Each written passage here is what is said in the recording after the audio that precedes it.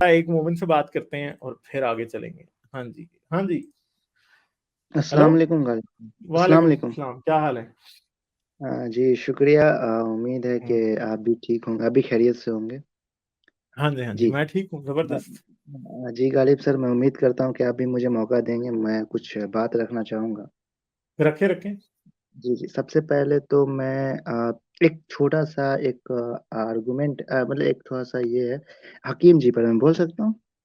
बोले बोले, हकीम जी इधर ही हैं वैसे। हैं क्या हकीम जी? आपको सलाम नहीं, वालेकुम। अभी हैं? अभी स्टूडियो में नहीं है। आप बात करें, अगर वो आना चाहेंगे तो फिर हम उन्हें ले लेंगे, स्टूडियो में जगह है। जी जी। हकीम जी मे बी कुरानिस्ट है ना?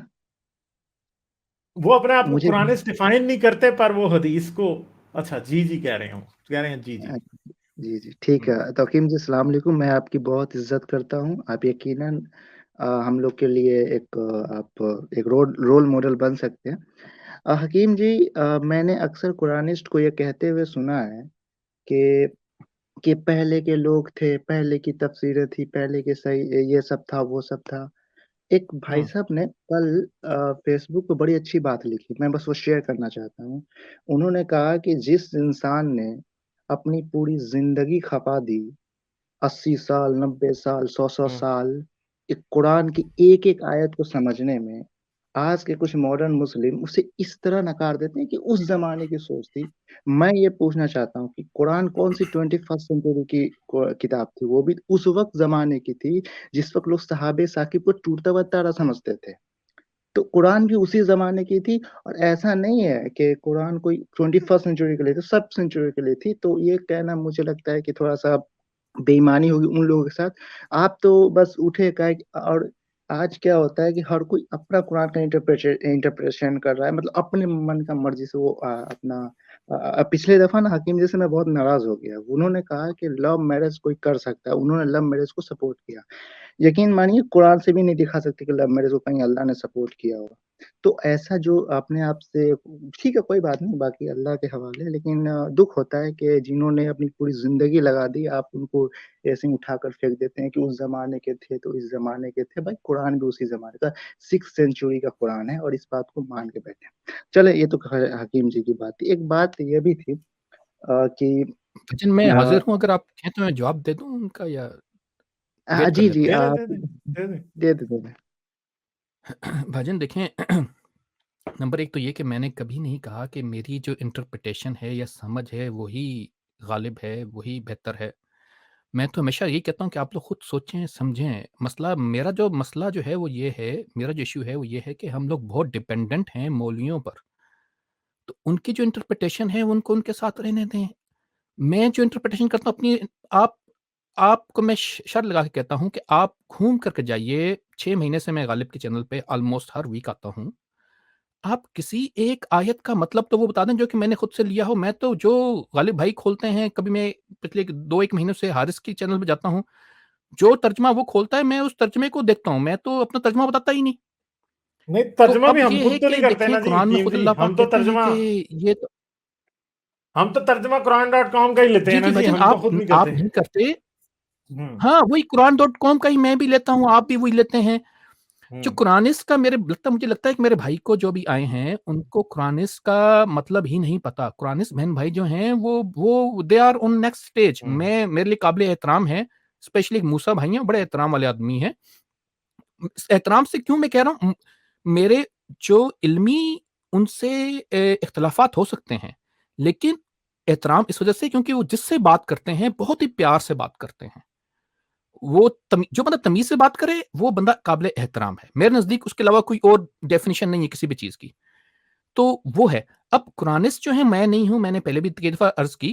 मैं सिर्फ़ हदीसों को ना मानने से अगर कोई देखें, ये सारे हमने लेबल लगा दिए हुए हैं। ये फलाना मुल्हिद है, ये फलाना वो है कज़्ज़ाब है, ये झूठा है, ये मुर्तिद है, ये गुस्ताख़ रसूल है, इसकी गर्दन उड़ा दो।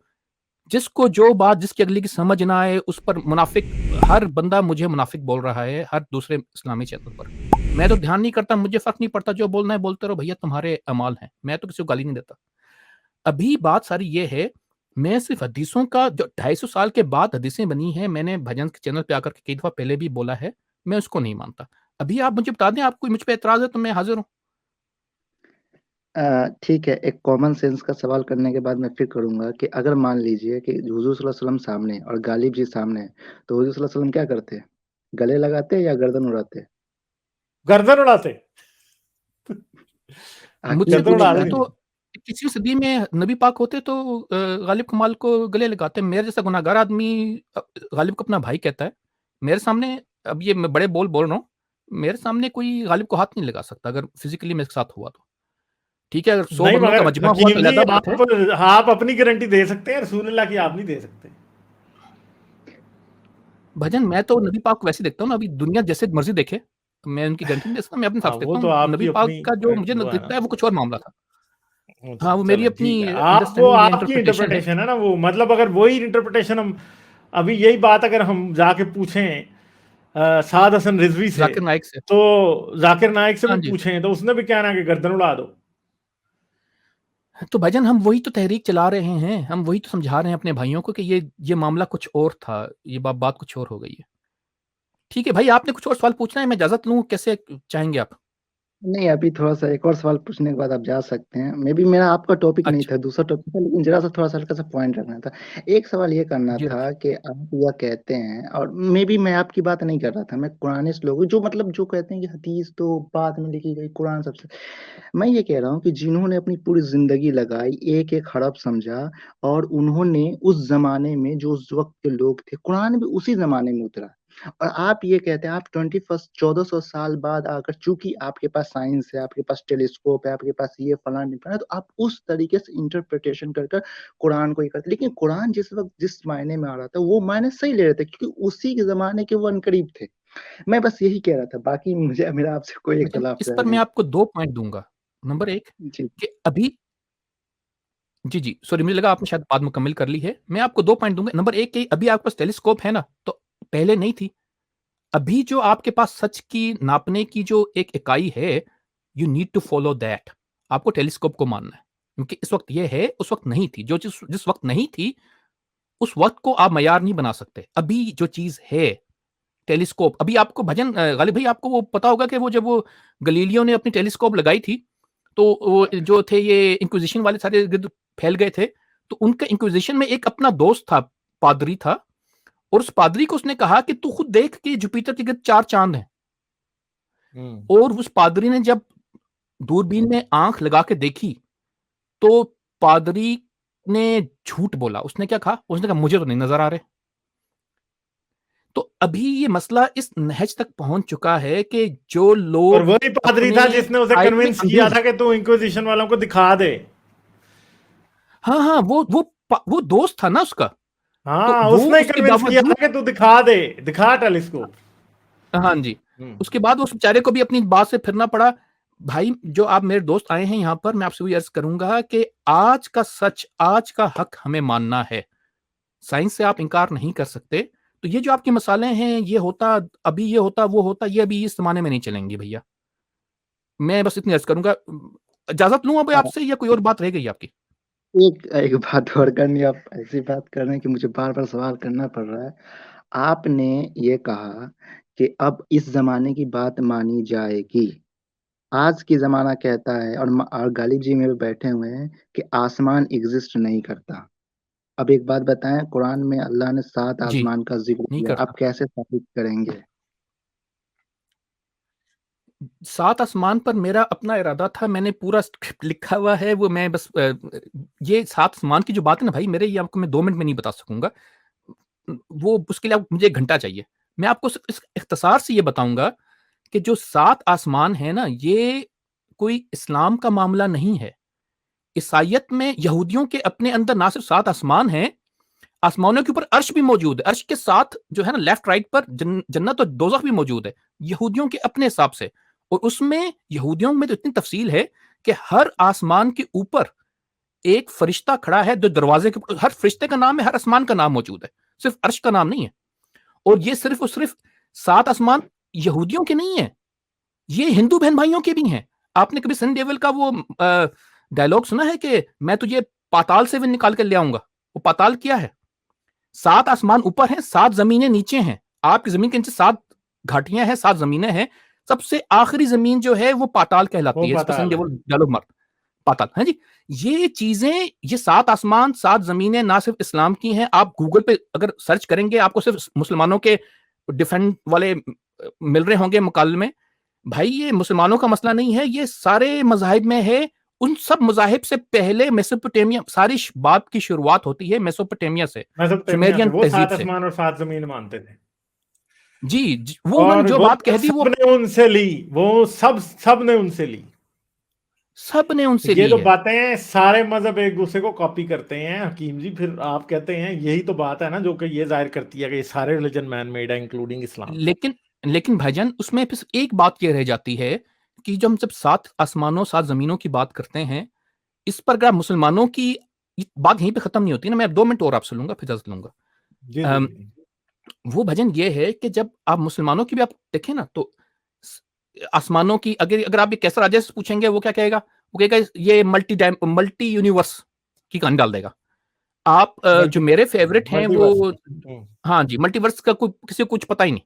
अच्छा, फिर वो अगर आप उनका पूछ लें, वो एक मेरे जो फेवरेट हैं वो थे डॉक्टर नूर हलूक बाकी। वो आज से कोई 50 साल पहले आए थे और मैंने अपने ज़माने के हिसाब से उनकी किताब पढ़ी थी। वो कहते थे जहाँ पर भी टर्मिनल वेलोसिटी होती है, जैसे अभी आपने ज़मीन से बाहर निकलना है, तो रॉकेट को निकलने के लिए थ्रस्ट चाहिए होता है। वो टर्मिनल वेलोसिटी जो कि आपकी मैग्नेटिक फील्ड है अर्थ की, उससे निकलेंगे तो पहला आसमान है, फिर जब निज़ाम शमसी से निकलेंगे दूसरा है, जो फिर लोकल जो स्टार्स का क्लस्टर है उससे निकलेंगे तो एक तीसरा है, फिर जब मिल्की वे गैलेक्सी से बाद में चौथा है, फिर मिल्की वे गैलेक्सीज का जो लोकल क्लस्टर है उससे 5वां है, फिर वो छठा 7वां बनाते-बनाते पूरी यूनिवर्स निकलते 7वां बना देते हैं वो। उसके अलावा एक और बाजी हैं, उनका मुझे नाम भूल रहा है, वो इंटरनेट पे होती हैं, बहुत मशहूर है, मुसलमान बाजी हैं, उनके इतनी कोई ज़्यादा पॉपुलर है जिसकी इंतहा कोई नहीं। इंग्लिश में बोलती हैं वो, नाम ज़हन में नहीं आ रहा। वो क्या कहती हैं कि जो बिग बैंग से जब मामला शुरू हुआ था ना, तो बिग बैंग से वो जो 6 जो इपॉक्स बनते हैं ना, उन 6 इपॉक्स को वो 7 बना देती हैं। और वो कहती हैं कि जो ये 6 इपॉक्स हैं वो 6 नहीं है, वो 7 हैं। मेरे बहन कहने का मतलब ये है, ज़्यादा तफ़सील में नहीं जा सकूँगा, टाइम कम है। मगर ये तो मेरे कहने अंदाजे का है मतलब ना। ये हर बंदे को अपने हिसाब से कोई ना कोई मतलब निकालना होता है। कुछ कहते हैं कि जी ये 7 जो लेयर्स हैं, अपना वो खला में जाने से पहले-पहले दुनिया से ऊपर जो आसमानों की जो डिफरेंट जो लेयर्स हैं एटमॉस्फेयर की, वो 7 आसमान है। कुछ कहते हैं कि नहीं जी ये जो आपका जो प्लैनेटरी सिस्टम है, ये जो उस ज़माने में लोगों को 7 प्लैनेट दिखते थे वो है। भजन जिसको जो इंटरप्रिटेशन जहां मिल रही है, वो 6 को 7 बना देते हैं, 7 को 6, 8 को 7 बना देते हैं। 7 दिन ये हफ्ते में है, 7 हफ्ते में दिन ना छोड़ते, ये तो 8-10 कर देते हैं अगर इनको आसमानों की लेयर ज्यादा डिफरेंट दिख रही होती। तो ये अभी हम देखिए इंटरप्रिटेशन को हम नहीं कुछ कह सकते, साइंस का इस ताल्लुक नहीं है। मेरा इसमें मुद्दा एट मगर द एक एंड बात यही है है ना कि हकीम जी, आप एक प्लीज तरफ आप साइंस ये भी को ना मानते हैं, निकालें। आप एक तरफ ये भी मानते जी हैं कि ये बातें सुमेरियंस ने और अकादियंस ने और मेसोपोटामियंस ने शुरू की थी, तो फिर हम ये इन लोगों की एक्सप्लेनेशन को क्यों माने? हमें जब एक बात पता है कि एनुमा इलेश की टैबलेट्स के अंदर या एपिक ऑफ गिलगामेश की टैबलेट्स के अंदर 7 आसमानों का जिक्र है, और वो लोग जो थे उन्होंने 7 आसमान एज ए फिक्शन ही जी भाईजान, बनाए हुए थे, तो हम क्यों ये माने कि आज वाले इन लोगों की फिक्शन एक्सप्लेनेशन की जो कोई उनको वैलिडिटी है? उनको जो कोई वैलिडिटी नहीं सात है, अतारा ने फिक्शन है उन्होंने सिर्फ सात और बना सिर्फ। दिया। नहीं हमें नहीं देखिए मानना चाहिए भाईजान, नहीं हकीम मानना जी, एक चाहिए। लॉजिक सुने, जी जी, एक मैं तो लॉजिक आपसे सुने। वही अर्ज कर रहा हूँ। लॉजिक जी जी सुने। जी कुरान कहता है कि आसमान दुनिया में अल्लाह ने सितारे रखे। अगर हम ये मान लें कि प्रॉक्सिमा सेंटारी जो कि सबसे ज्यादा करीब हमारे सबसे क्लोजेस्ट है सितारा जो कि है, ठीक है, 4.5 वो लाइट ईयर वो के फासले पर आसमान सबसे दुनिया क्लोजेस्ट में है। है और आसमान दुनिया स्पेस है, तो फिर मुझे बताएं कि उसी स्पेस में जमीन भी तो है ना, तो जमीन भी फिर जी आसमान में ही जी हुई। बिल्कुल। तो जमीन और आसमान की जो सेपरेशन है ना, वो की ही जी नहीं जा सकती, नहीं क्योंकि की जमीन बिल्कुल खुद आसमान बिल्कुल में है। बिल्कुल। क्योंकि जिस एक आप कह रहे हो कि सूरज और चांद आसमान में है, तो भाई फिर जमीन भी जी तो उसी आसमान में है ना, ये भी स्पेस में है, वो भी स्पेस में है। आप क्या कैसे सकते हैं कि भाईजान जी इनसे आसमान डिवीजन अलग और कभी भी जमीन अलग है? डिसाइड कह ही नहीं नहीं होनी। सकते, इंडिया हो ही नहीं पाकिस्तान सकती। का, हाँ, इसलिए जी आप जी, इंडिया पाकिस्तान का हकीम जी, बॉर्डर जो है वो डिसाइड हो जाएगा, ये नहीं हो हाँ सकेगा। मैं भाईजान आपसे इन हकीम जी, बातों पे आप मान ना, रहा हूँ, मैं सिर्फ अर्ज ही करूंगा। जी जी भाई, सॉरी मुझे आपकी आवाज कट रही थी, सॉरी। सॉरी, मैं एक बात बस कहूंगा, आप अपने आप को कुरानिस्ट भी ना कहा करें, आप अपने आप को मुतजिल्ला कहा करें। क्योंकि आपकी वो तो लॉजिक भाईजान आप मुतजिला काफी वाली अरसे है। से मुझे कह रहे हैं, मैं तो कुरान से कभी भी नहीं कहा नहीं, अपने मैं आप आपको को। मजाकन नहीं कह रहा। मुतजिला वाले जो है ना, वो जब कुरान की इंटरप्रिटेशन भी करते थे ना, तो वो अपना दिमाग इस्तेमाल करते थे, वो बिल्कुल भी कोई ऐसी चीज नहीं लेते थे दूसरी हदीस और रसूलुल्लाह ने ये कहा था, कुछ भी। वो टोटल लॉजिक की बेस पे कुरान की इंटरप्रिटेशन करने भाईजान की कोशिश करते मैं थे। मैं तो बस भाई का जवाब दे रहा था। हम मैं इस तो अपने वीडियो का बारे में टाइटल अपने ऊपर रखेंगे कोई लेबल क्या लगाता ही नहीं। हकीम जी मुज्जिला हैं। चलें भाईजान आप डिक्लेयर कर दीजिए अभी कि नहीं। नहीं मैं नहीं करता जी, सॉरी ऐसे नहीं करता नहीं, मैं। नहीं, कोई बात नहीं। बस मैं भाईजान अपने भाई को ये कहना चाह रहा था कि आप जो ये भाई आए हुए हैं हमारे चैट पर आपसे बात कर रहे हैं, इनसे सिर्फ अर्ज़ करूँगा कि आप प्लीज़ कुरान पाक पढ़ें, उसमें इखलाकी पहलू को समझ ना आ रहा हो तो उसपे आप ध्यान दें। ये साइंस को ना प्लीज़ निचोड़ें, ना कुरान में से, ना वेदास में से किसी भी स्क्रिप्चर से ना निकालें, वो अपने-अपने वक्तों के हिसाब से बातें हैं। अच्छा, आप अभी हकीम जी, ध्यान खुला हकीम करके बात करें। I am sorry Ghalib sir, मैं आया था कुछ और मसले बात करने, लेकिन मैं अब इसी मसले पे बात करूँगा और माफ़ी चाहूँगा हकीम जी, मैं अभी भी आपको जाने नहीं दूँगा। आपने जाने दें ये भाईजान, मुझे कहा हज़ार काम है, मैं अपना वो खानदानी आदमी हूँ, फैमिली मैन हूँ। ओके, फिर भी मैं आपको 5 मिनट दूँगा, बस उसके बाद मैं भी चला जी, जाऊँगा, जी, मैं भी 5 घर मिनट। चला जाऊँगा। जी, जी। आपने कहा कि जो आसमानों का ज़िक्र है वो यहूदियों में है, ईसाइयों में और फलाने में। आप जी, एक है। बात बताइए कि आप कुरान को बरहक मानते हैं कि नहीं मानते? कि कुरान एक सच्चा किताब है, अल्लाह का कलाम है? बस मुझे इतना बता दीजिए। बस सिर्फ़ एक लफ़्ज़ कहिए हाँ या ना, उसके बाद मैं आगे सवाल करूँगा। जी, भाईजान मैं मानता हूँ। अगली बात कीजिए। जी, तो अल्लाह जो आप इंटरप्रिटेशन कर रहे हैं, कभी इस गैलेक्सी का, कभी उस गैलेक्सी का, तो अल्लाह को बताने में क्या इस टाइम परेशानी थी? जब अल्लाह कहता है कि हमने हक़ तुम पर खोल जी। दिए। इस्लाम तुम पर मतलब हमने हक हक आया और बातिल मिट गया, तो अल्लाह फिर क्यों ऐसा है कि बातिल का सहारा लेकर हक को बता रहा है और वो भी हक नहीं बता रहा, सीधा आसमान का ज़िक्र कर रहा है। ये भी नहीं कर रहा है कि हाँ, मिल्की वे गैलेक्सी है, तो फलाना गैलेक्सी है, तो इतने क्लस्टर है, तो इतने ये हैं, सीधे और जब आसमान का ज़िक्र होता है ना सर, तो भले ही आप जितनी भी छलांगे मार लें, पहले लोग मानते थे कि आसमान ये पहला आसमान है जो दिख रहा है, उसके पहले दूसरा आसमान है, फिर तीसरा आसमान है, चौथा आसमान। इसी को जब अल्लाह कह नहीं रहा है वो कि हमने हक खोल दिया और 1 सेकंड मुझे बोलने दीजिए प्लीज़। जी, जी। मैंने हक को खोल दिया और बातिल मिट गए। तो फिर ऐसा क्यों हुआ? क्या हुआ कि अल्लाह ताला बातिल में से जो है उसको ले रहा है और हक भी नहीं बता रहा है सही से। तो क्या ये यार अल्लाह वैसे मोमिन के साथ धोखा एक तो नहीं मोमिन कर रहा है? आपने सवाल तो बहुत पक्का पूछा आपने ना, ये वैसे। भजन ये सवाल कई दफ़ा पूछा जा चुका है। आप भाई की बात मुकम्मल होने दें फिर मैं बात करता हूँ। हाँ जी, हाँ जी। जी, जी। तो मैं यही कह रहा था कि बात मुकम्मल होगी अगर भाईजान देखा आपकी? पहले बस बस कर मुझे रहे हैं बोलने हम, मुझे लग रहा है हम तीनों में ना थोड़ा डिले है, इस वजह से मैं भी कहीं बीच में बोल पड़ता हूँ बार बार, और हम एक दूसरे के बीच बोल पड़ते हैं। जी, करें जी। बात, आप करें। जी, जी, शुक्रिया।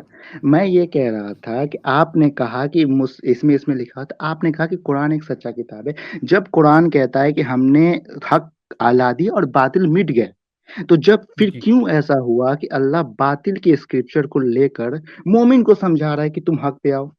तो ये तो सरासर इल्ज़ाम खुदावंद पर इल्ज़ाम है। कि अल्लाह ताला खुद नहीं था जो बता देता कि क्लस्टर था, मिल्की वे था, फलाना था, ढिमकाना था। इवन जहाँ जिस वक़्त कुरान उतर रहा था, उस वक़्त तो मालूम ही नहीं था कि साहब साकिब जो ज़मीं पे आ रहे हैं, उसको तो जुपिटर एक प्लैनेट है जो बचा रहा है इस अर्थ को। तो आप अपने से जी। कह रहे हैं, अपने से इंटरप्रिटेशन कर रहे हैं, तो मतलब अल्लाह मजबूर है आपके नज़दीक कि वो आपकी इंटरप्रिटेशन ले रहा है। बाकी जितने भी 1400 साल से जितने भी मौलवी आए, जिन्होंने सर खपाया, अपने बाल उड़ाए, आप उनको कह रहे हैं, नहीं वो उस वक़्त के हाँ। ज़माने था। देखिए, इसका मतलब है कि अल्लाह ज़माने का मोहताज था। मैं यही कह रहा हूँ मैं आपको। जी, आपके क मैं अर्ज़ पूरे करूँ बात कुछ? का जो कंक्लूज़न है वो यही है कि अल्लाह ज़माने का मोहताज है। जी, मैं अर्ज़ करूँ या अभी आपकी बात चलेगी? नहीं, बोले, आप बोल दें। मैं जवाब जी। भजन बात ये है कि अ, हम भी अपने हिसाब से, गालिब भाई भी अपने हिसाब से, सब ये विशाल भाई अभी भी आए लगता है, इनसे भी हम पूछते हैं क्या चाहते हैं उस मामले में। हम अपने हिसाब से, अपने वक़्त के हिसाब से अपने-अपने बाल खुजा रहे हैं, मेहनत कर रहे हैं। हमें कुछ समझ जो जितनी हमें हमारा काम है सच्चाई के साथ जो चीज़ समझ में आती है इस वक़्त के हिसाब से हमने वो ही बात करनी है। तो अब ये है कि वो अल्लाह पाक मोहताज था या नहीं था, ये आपका दूसरा सवाल था इस मामले में मेरे ख़्याल में। उम्मीद है कि तीसरा सवाल ना हो।